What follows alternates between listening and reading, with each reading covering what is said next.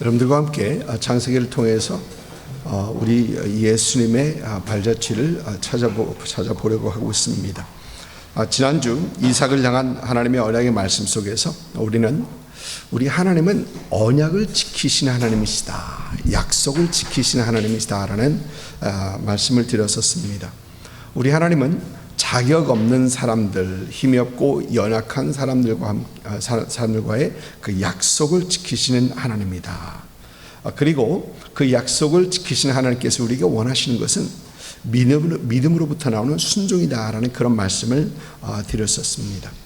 약속을 지키시는 하나님을 믿는 믿음으로 여러분 순종하시고, 그 순종 속에서 약속을 지키시는 그 하나님을 경험하시는 그런 여러분의 삶이 될 수 있기를 주님의 이름으로 축복드립니다.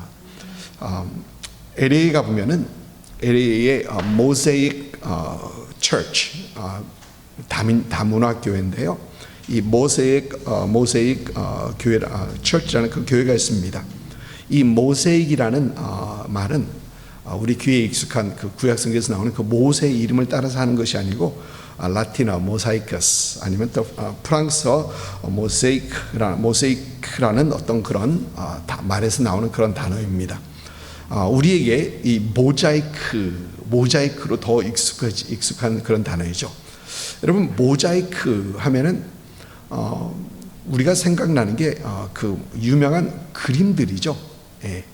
유명한 그림들입니다. 이 유명한 이 모세이크 아트로서는 The Basilica of Saint Bartholomew에 있는 이 모자이크 그림인데, 이 그림은 비잔틴 시대, 엄청난 오래된 시대입니다. 비잔틴 시대에 완성된 것으로서 구약 성경의 이야기들을 담고 있는 모자이크 그림입니다. 이 아트입니다. 그림이라고 하기는 너무 거대해서 그림이라고 좀 미안하죠.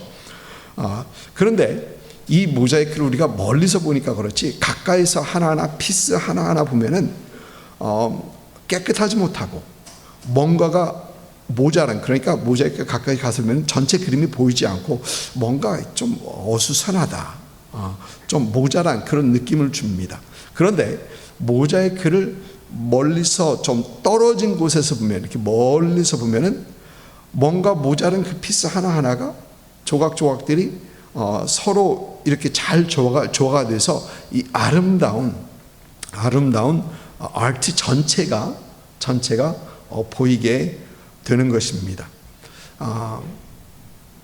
하나하나 보면은 불완전한 사람들이 모여서 조화를 이룰 때 하나님의 아름다운 교회가 이루어지는 어떤 그런 의미를 가지고 그 LA에 있는 교회의 모자이크, 이름을 모자이크 교회라고 하지 않았나, 그런 생각을 해봅니다.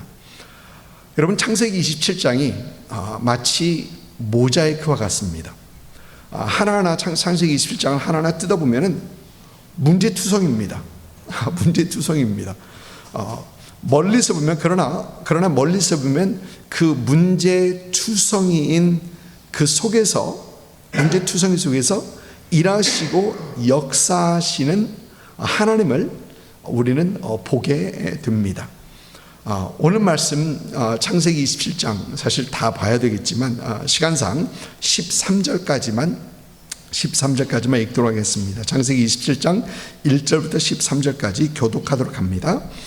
이삭이 나이가 많아 눈이 어두워 잘 보지 못하더니 맏아들 에서를 불러 이르되 내 아들아 하매 그가 이르되 내가 여기 있나이다 하니 이삭이 이르되 내가 이제 늙어 어느 날 죽을는지 알지 못하니 그런즉 내 기구 곧 화살통과 활을 가지고 들에 가서 나를 위하여 사냥하여 내가 즐기는 별미를 만들어 내게로 가져와서 먹게 하여 내가 죽기 전에 내 마음껏 내게 축복하게 하라. 이삭이 그의 아들 에서에게 말할 때 리브가가 들었더니 에서가 사냥하려 하여 오려고 들로 나가매 리브가가 그 아들 야곱에게 말하여 이르되 내 아버지가 내 형 에서에게 말씀하신 것을 내가 들으니 이르시기를 나를 위하여 사냥하여 가져다가 별미를 만들어 내가 먹게 하여 죽기 전에 여호와 앞에서 내게 축복하게 하라 하셨으니 그런즉 내 아들아 내 말을 따라 내가 내게 명하는 대로 염소 떼에 가서 거기서 좋은 염소 새끼 2마리를 내게로 가져오면 내가 그것으로 내 아버지를 위하여 그가 즐기시는 별미를 만들리니 내가 그것을 내 아버지께 가져다 드려 그가 죽기 전에 내게 축복하기 위하여 잡수시게 하라. 야곱이 그 어머니 리브가에게 이르되 내 형 에서는 털이 많은 사람이요 나는 매끈매끈한 사람인즉 아버지께서 나를 만실진데 내가 아버지의 눈에 속이는 자로 보일지라. 복은 고사하고 저주를 받을까 하나이다. 같이 읽습니다. 어머니가 그에게 이르되 내 아들아 너의 저주는 내게로 돌리리니 내 말만 따르고 가서 가져와라. 아멘. 지난주에 우리가 말씀을 살펴보면서 이삭이 아니고 이삭의 인생은 이 우물판 인생이다. 우물만 판 인생이다. 라는 그런 말씀을 드렸었습니다. 이곳에서 우물을 파고 메우면 또 빼앗기면 다른 곳에서 우물 파고 그것도 빼앗기면 다른 곳에 가서 우물 파고 또 가는 곳마다 우물 판 그런 인생이다. 여러분 이삭의 인생을 보면은 아버지처럼 전쟁을 해서 누구를 구출하고 승리했다라는 그런 화려한 그런 무협 같은 그런 내용은 없습니다. 또 이삭의 인생을 보면 야곱이 겪었던 인생의 우여곡절, 업앤다운 많이 힘들었었죠. 그것도 없습니다. 또 이삭의 인생을 보면은 이 손자 요셉이 애굽의 종으로 갔다가 애굽의 이인자가 되는, 종에서 이인자가 되는 그 인생의 반전 이야기도 이삭은 없습니다. 이삭은 우물만 파다가 성경을 보니까 그가 나이가 들매. 여러분 그렇다고 이삭이 실수하지 않았느냐? 실수했습니다.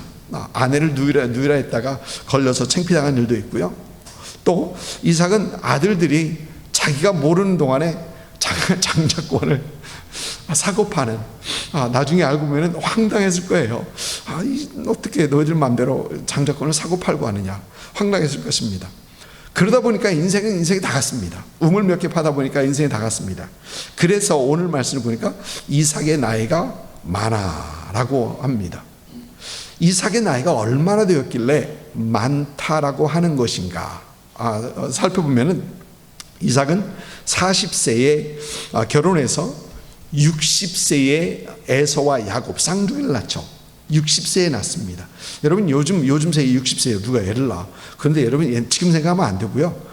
그때를 생각해서 해야 되니까 60세에 그 아이를 낳습니다. 그리고 에서가 40세에 해쪽 속 여인 둘하고 결혼합니다. 그러니까 이때가 에서가 40세니까 이삭은 100세입니다. 네, 100세입니다. 그리고 37년이 지난 후 오늘 말씀에서 보이는 이 사건이 일어납니다. 그러니까 이때 야곱의 나이가 77세, 그리고 이삭의 나이는 137세입니다. 137세입니다. 여러분 나이에 관해서 조금 더 생각해 보면 오늘 말씀 2절을 보니까 이삭은 이제 내가 늙어 어느 날 죽을지 알지 못하니, 어느 날 죽을지 알지 못한다. 여러분 이삭은 180세까지 살아요. 180세. 그러니까 137에다 130세면 아직도 43년이라는 시간이 많이 남아있습니다. 여러분 아버지 아브라함이 175세 때 숨지죠. 그러면 아버지만 봐도 아직 나이가 많이 남았는데 왜 갑자기 이삭은 자기가 얼마 살지 못할 것이라는 그런 생각을 하게 되었는가? 성경에서 이렇게 쭉 살펴보면은 여러분 이삭의 이복형 이스마엘이 137세에 죽어요. 그러니까 이삭이 137세에 잠깐만 우리 형이 몇 살에 죽었더라? 137세예요. 그러니까 자기 나이도 보니까 137세인 겁니다. 그러니까 오래 못 살겠구나. 형이 137세까지 산 걸 보면서 자기 나이 137세에 이제 때가 멀지 않았겠구나라는 생각을 하게 되었던 것 같습니다. 여러분 창세기 27장을 보면은 이삭의 가정, 여러분 이삭의 가정은 분명히 하나님께서 선택한 가정이죠. 아브라함의 가정, 이삭의 가정, 하나님께서 선택의 가정인데, 하나님께서 택한 그 가정인데, 그 안을 헤쳐다보면, 들여다보면 문제가 많습니다. 문제가 심각합니다. 가장 큰 문제는 몇 되지 않는 사람, 그 가정의 인원이 몇 되지 않는데 가정이 둘로 나뉘었습니다. 창세기 25장 27절과 28절에 이런 말씀이 있습니다.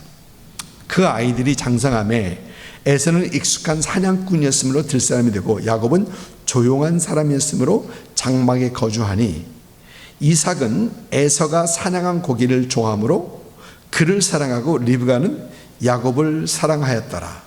그러니까 아버지는 장자를 좋아하고 아버지 이삭은 남자다운 에서를 좋아했었고, 리브가는 조용하고 아마 집안일을 많이 거두었던 많이 도왔던 야곱을 좋아했더라라는 것입니다.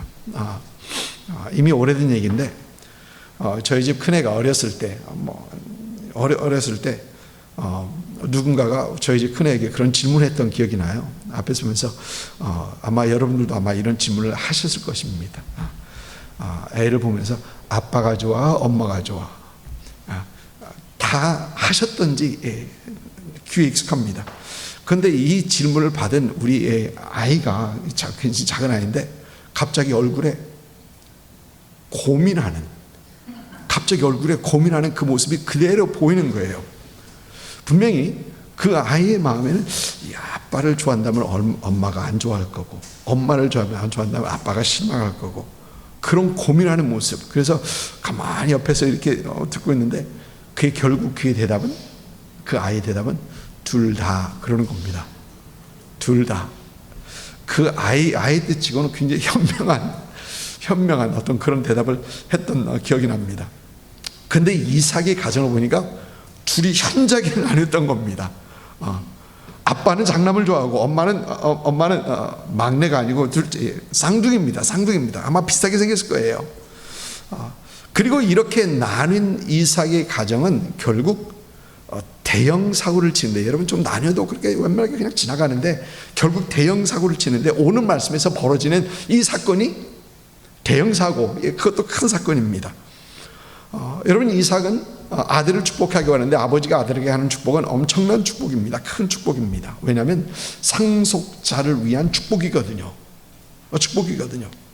그런데 어머니 리브가는 아들 이삭과 함께 아버지 이삭을 속이고 그 축복을 가로챌 계획을 세웁니다. 여러분, 지금은 어떻게 생각하면 우습기도 하고 어떻게 그럴 수가. 근데 굉장히 심각한 사실 그런 얘기입니다.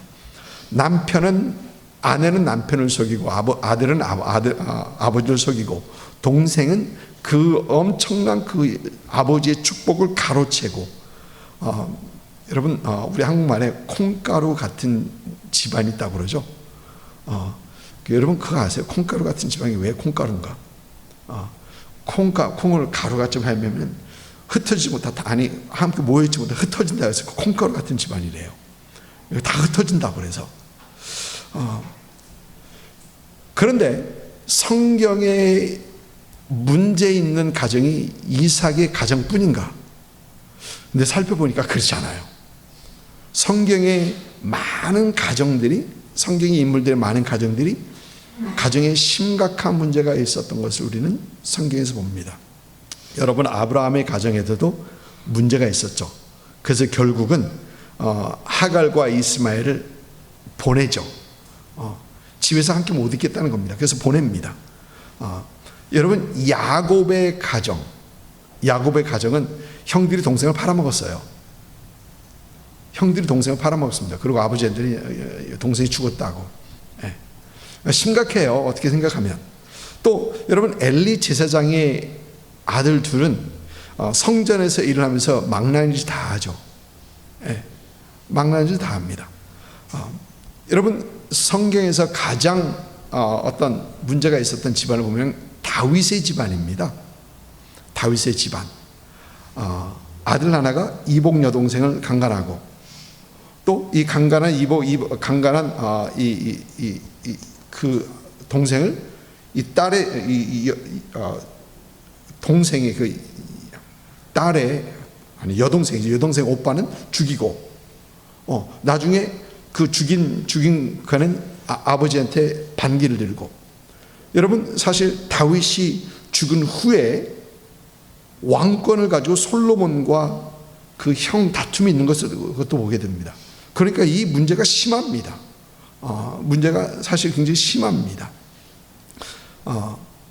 그런데 이런 심각한 가정의 문제는 어디서부터 왔는가?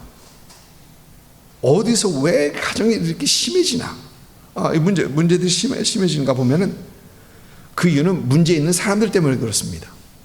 사람들 때문에 그래요. 오늘 말씀을 보니까 이삭이 나이가 많아 눈이 어두워 잘 보지 못하더니. 그런데 이삭의 문제는 눈 어두운 것 그 이상이었었습니다. 여러분 이삭의 문제를 하나하나 좀 쓰다보면은 이삭은 에서를 편애하죠. 편애합니다. 하나만 특정하게 사랑하고 내 새끼 하면서 사랑했던 것 같습니다. 그가 에서를 좋아하는 이유는 보니까 좀 유치합니다.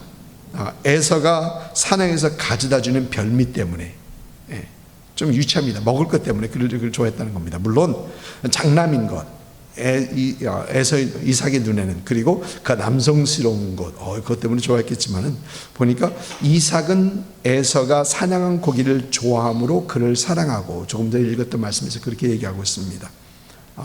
여러분 또 이삭의 문제는 그들이 아직도 배에 있을 때, 태 안에 있을 때, 쌍둥이였을 때, 임신 중에 있을 때 하나님께서 그에게 하셨던 그 말씀, 창세기 25장 23절의 말씀을 보면은 두 국민이 내 태중에 있구나. 두 민족이 내 복중에서부터 나누이리라. 이 족속이 저 족속보다 강하겠고 큰 자가 어린 자를 섬기리라.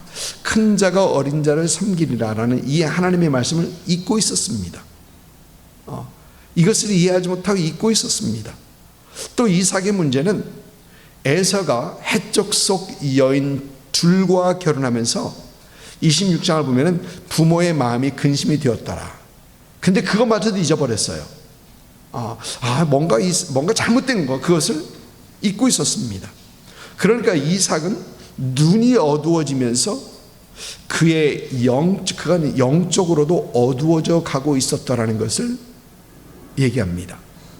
하나님께서 그가 100살에 에서가 결혼했었을 때 100세였거든요.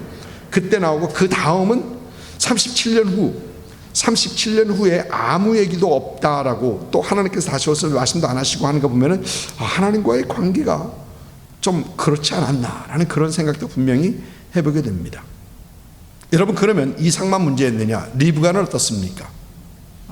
여러분 리브가는 우리가 처음인 리브가를 성경에 대했을 때는 그는 매우 총명하고 섬길 줄 알고 예의 범절을 아는 그런 여인을 우리에게 소개가 되죠. 여러분 24장에서 보면 리브가를 보면 어떻게 저런 여자가 다 있어? 최고거든요. 그런데 창세기 27장에서 본 리브가는 전혀 다른 사람입니다. 여러분 리브가는 보니까 남의 말 엿듣기를 좋아합니다. 여러분 오늘 말씀에서는 얘기하지 않지만 남의 말 엿듣기 좋아하는 사람은 남의 말 하기도 좋아합니다. 아마 듣고 가서 아마 그랬을 것 같아요. 또 자기가 편애하는 아버지가 이삭이 에서를 편했다면 리브가는 야곱을 끼고 돌았던 거죠. 그리고 그 자기가 편애하는 그 야곱을 위해서 그 속이 사기치는 걸 주저하지 않는 겁니다. 여러분 오늘 말씀 보니까 야곱은 아버지를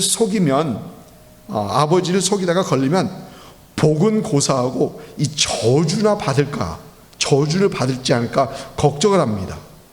여러분 그때 리브가는 뭐라 합니까? 13절 말씀 보니까 내 아들아 너의 저주는 내게로 돌리리니 내 말만 따르고 가서 가져와라. 그러니까 하나님 옳고 그름은 전혀 생각하지 않고 하나님의 뜻은 전혀 생각하지 않고 내가 다 책임질게, 내 말만 들어, 이거 빨리 해야 돼. 속이는 것에 앞장서고 있는 그 리브가입니다. 속이기를 너무 잘합니다. 그럼 야곱은 문제 없었느냐? 야곱은 그 이름 자체가 이름 뜻 그 자체가 속이는 자입니다.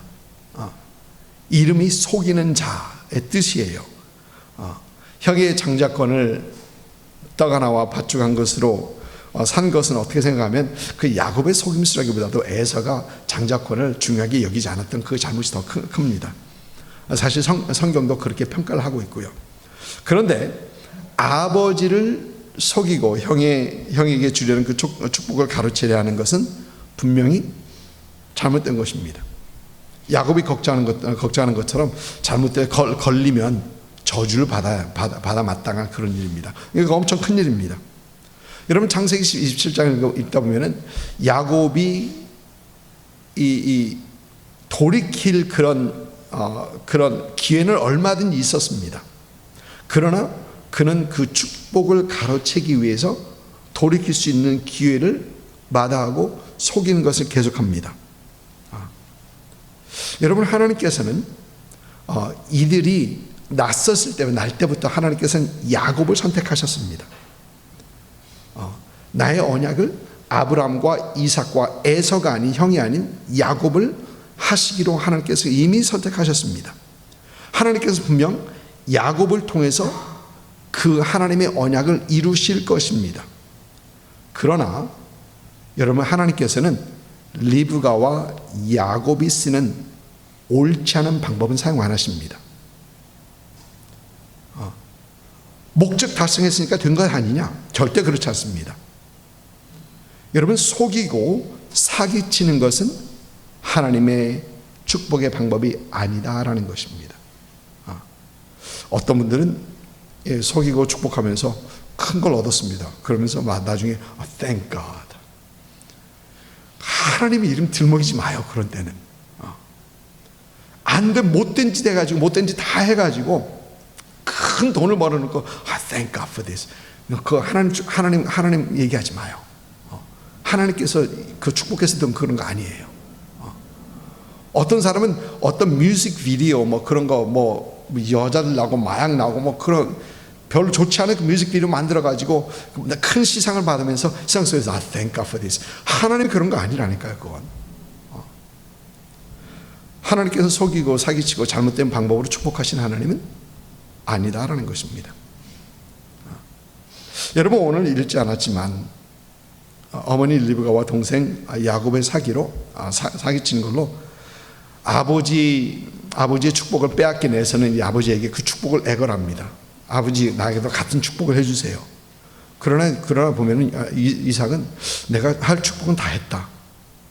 그러면서 마지 못해서 애걸복걸하니까 마지 못해서 축복하는 내용이 39절과 40절 내용입니다. 27장 39절과 40절 보면은 이런 내용이 있습니다. 그 아버지 이삭이 그에게 대답하여 이르되 내 주소는 땅의 기름짐에서 멀고 내리는 하늘 이슬에서 멀 것이며 너는 칼을 믿고 생활하겠고 내 아우를 섬길 것이며 내가 매임을 벗을 때에는 그 멍에를 내 목에서 떨쳐버리리라 하였더라. 여러분 이 내용을 보면 차라리 축복하지 말지. 이 내용을 보니까 내 주소는 땅의 기름짐에서 멀고 내리는 하늘 이슬에서 멀 것이며 여러분 축복이 아니라 저주죠. 땅의 기름짐에 축복을 하고 하늘의 이슬에 내리면 축복해야 하는데 거기서 멀다는 얘기입니다. 너는 축복받지 못해. 그리고 보니까 너는 칼을 믿고 생활하겠고 내 아우를 섬길 것이며 여러분 전쟁과 약탈을 일삼는 사람들이 될 것이고 아우의 종이 될 것이다. 언제까지? 내가 매임을 벗을 때에 죽을 때까지 그럴까는 얘기입니다. 여러분 이건 축복이 아니에요. 이건 저주입니다. 이런 축복 아닌 축복을 받은 에서는 그 마음이 어떻겠어요? 그 마음이 상했고 그 마음이 대성통곡을 하고 그리고 결국 야곱을 죽이겠다고 아마 바로 가서 칼 들고 야곱을 찾아 나섰을 것 같습니다. 여러분 창세기 27장 보면 창세기 27장은 파괴된 가정, 그리고 파괴된 사람들의 이야기입니다. 파괴된 가정과 파괴된 사람들의 이야기입니다. 여러분, 이 창세기 27장을 하나하나 뜯어보다 보면은 소망이 안 보여. 이런 집안이 다 있어. 이런 경우가 다 있어. 소망이 안 보입니다. 여러분, 이 내용 속에서는 하나님이 보이지 않아요. 하나님께서 일하심이, 그 가까이서 보면 하나님의 일하심이 보이지 않습니다. 그저 인간의 연약함, 악함, 서로 물고 뜯는, 속이고 속는 것밖에 보이지 않습니다. 그런데 재미있는 것은 모자이크처럼 이 이야기를 먼 곳에서 보기 시작하면 이 이야기들을 하나님의 언약, 하나님의 인류 구원의 계획, 그리고 그 언약을 이루시는 하나님의 역사라는 그 좀 더 넓은 테두리 안에서 큰 그림을 보기 시작하면 여러분, 그 중에서 일하시는 하나님의 역사를 보기 시작합니다. 멀리서 보면 그들의 파괴된 가정 중에, 파괴된 사람들 중에, 그리고 낙심한 사람 중에서 일하시고 역사하시는 그 하나님, 그들의 삶 속에서 여전히 함께 계시고 일하시는 그 하나님을 보게 됩니다. 여러분, 참 감사한 것은 우리 하나님은 완전한 자나 완벽한 자를 쓰시기보다는 연약하고 부족한 사람들을 쓰시기를 좋아하신다는 겁니다. 완벽하고 흠이 없고 준비된 사람, 물론 귀한 사람들이죠. 근데 우리 하나님께서는 그런 사람들을 쓰시기보다는 덜 떨어진 사람, 좀 모자른 사람, 설마 이런 사람들을 쓰기를 하나님께 더 좋아하세요. 여러분, 우리 하나님께서 우리를 부르고 우리를 쓰신 이유가 우리가 잘나서 우리가 하나님 앞에 드릴 어떤 가치가 있어서가 아니라는 얘기입니다. 여러분, 고린도전서 1장 26절부터 29절까지 말씀 함께 한 목소리로 읽도록 하겠습니다. 형제들아, 너희를 부르심을 보라. 육체를 따라 지혜로운 자가 많지 아니하며 능한 자가 많지 아니하며 문벌 좋은 자가 많지 아니하도다. 그러나 하나님께서 세상의 미련한 것들을 택하사 지혜 있는 자들을 부끄럽게 하시려고 세상의 약한 것들을 택하사 강한 것들을 부끄럽게 하시며 하나님께서 세상의 천한 것들과 멸시받는 것들과 없는 것들을 택하사 있는 것들을 폐하려 하시나니 이는 아무 육체도 하나님 앞에서 자랑하지 못하게 하려 하심이라. 아멘. 하나님께서 불완전한 사람을 부르시고 그들로 하여금 하나님을 경험하게 하시고 하나님의 은혜를 경험하게 하시고 하나님의 하나님 되심을 알게 하시려 하나님께서 그들을 부르시는 겁니다. 여러분, 하나님께서 왜 아브라함을 부르십니까? 그 수많은 사람들 중에 왜 아브라함을 선택해서 내가 너로 큰 민족을 이루겠다라고 하십니까? 여러분, 하나님께서 아브라함을 부르신 이유는 애가 없기 때문에 그래요. 애를 낳을 수 없기 때문에 그렇습니다. 하나님께서 나 스스로 내가 했다라고 말할 수 없는 그 아브라함을 부르셔서 살아계신 하나님을 경험하게 하시고 하나님의 은혜를 알게 하시고 하나님의 하나님 되심을 알게 하시던 것입니다. 여러분, 하나님께서 리브가를 선택하시죠. 리브가가 총명하고 리브가가 섬김을 잘하고 리브가가 너무 귀해서 이삭에게 아내로. 여러분, 재밌는 것은 리브가도 결혼 후 20년 동안에 애가 없어요. 애가 안 들어서요. 그래서 성경을 보면 이삭이 그를 위해 하나님의 기도하면 하나님께서 그에게 아이를 주신지라. 기도해서 난 아이들입니다. 쌍둥이 아이들이. 기도해서 아이를 갖지 못하는 여인이었어요. 여러분, 이스라엘이라는 그 한 민족을 시작하기 위해서 하나님께서 선택하신 사람이 여인을 보면 사라, 애를 못 낳는 여인, 리브가 애 못 낳는 여인, 적합하지 않은 사람들 하나님께서 선택하십니다. 왜요? 그들을 선택하시고 그들에게 하나님을 경험하게 하시고 하나님의 은혜를 경험하게 하시고 하나님이 하나님 되심을 알게 하시는 그 이유라는 겁니다. 여러분, 우리 주님께서도 제자들을 세우시는데 예수님의 사명을, 예수님의 일을 감당할, 이어갈 그 제자들을 세우시는데 여러분, 배운 사람들을 세우지 않으셨죠.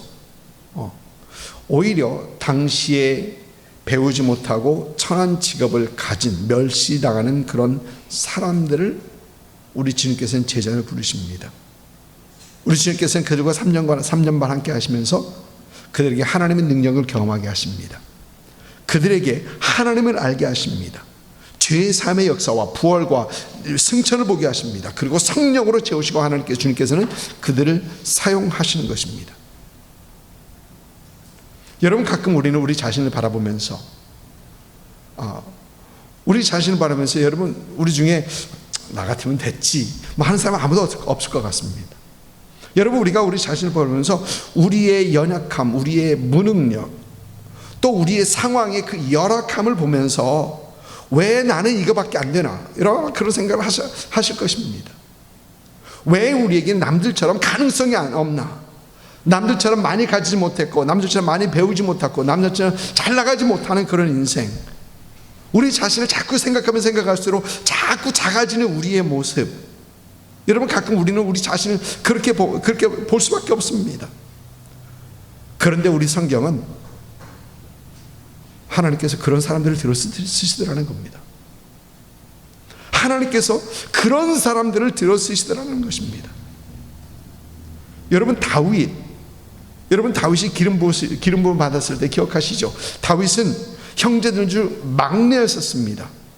사무엘은 이새의 집으로 가서 하나님께서 그가 보여주는 그 자에게 기름을 부으라. 그래서 사무엘이 이새의 집으로 갑니다. 이새는 다윗의 아버지죠. 그러니까 이새는 다윗의 형들을 쭉 준비시켜서 준비시킵니다. 왜? 사무엘이 보면서 하나하나 지나가게 하기 위해서. 다윗은 어디 있습니까? 다윗은 저 먼 데서 양 치고 있습니다. 너는 저기 가서 양이나 치고 있어. 왜? 아버지의 눈에도 다윗은 그릇이 아니었다는 얘기입니다.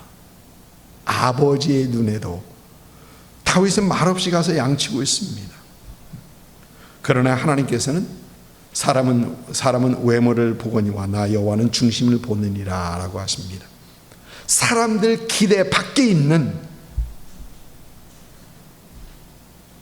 다윗이 하나님께서 원하는 자다, 내가 원하는 자다. 여러분, 하나님께서 기도원을 부르셨을 때 기억하십니까? 기도원을 부르셨을 때 하나님께서 큰 용사여, mighty warrior. 그러니까 기도원이 뭐라 했습니까? 보소서 하나님, 나의 집은 므낫세 중에서 므낫세 지파죠, 가장 약하고 내 아버지 집에서 나는 가장 작은 자입니다. 나는 힘이 없고 약한 자예요. 그러니까 하나님께서 기도원에게 네가 적임자다. 그렇잖아요. 네가 적임자다. 여러분, 하나님께 연약을 고백하는 사람, 연약함을 알고 하나님의 도움을 구하는 사람, 한순간도 하나님 없이는 살아갈 수 없음을 고백하는 그 사람, 그리고 하나님과 동행하려 하는 그 사람, 우리 중심이 하나님을 향해 있는 그 사람, 하나님께서 쓰시기에 적임자라는 것입니다. 적임자라는 것입니다. 사람은 아무리 그 사람을 들여다보다 가까이 봐도 퀄리티가 없다고 합니다. 하나님께서 쓰임받을 만한 그 어떤 가진 게 없다고 합니다. 준비가 안 됐다고 합니다. 그러나 사랑하는 성도 여러분, 모자이크는 멀리서부터 봐야 합니다. 모자이크를 보려면 멀리서 크게 넓게 봐야 합니다. 여러분, 우리 인생이 모자이크 같은 인생입니다. 우리 문제에, 우리 연약함에 집중하지 않고 우리는 하나님의 눈으로 우리 인생을 볼 수 있어야 합니다. 그럴 때 우리는 비로소 하나님 안에서 우리 자신들을 볼 수 있게 되는 겁니다. 그럴 때 우리를 부르시고 우리를 쓰기 원하시는 하나님을 볼 수 있습니다. 우리가 멀리서 하나님의 눈으로 우리 자신을 바라볼 때 우리 중에 역사하신 하나님, 우리 중에 일하신 하나님, 우리에게 은혜를 베푸시는 하나님을 우리는 경험할 수 있게 되는 것입니다. 모자이크 같은 인생, 하나님의 눈으로 우리 자신을 바라보며 우리 각자를 향한 하나님의 계획과 일하심을 보고 또 하나님께 귀하게 쓰임받는 여러분의 인생이 되시기를 주님으로 축복합니다. 아멘.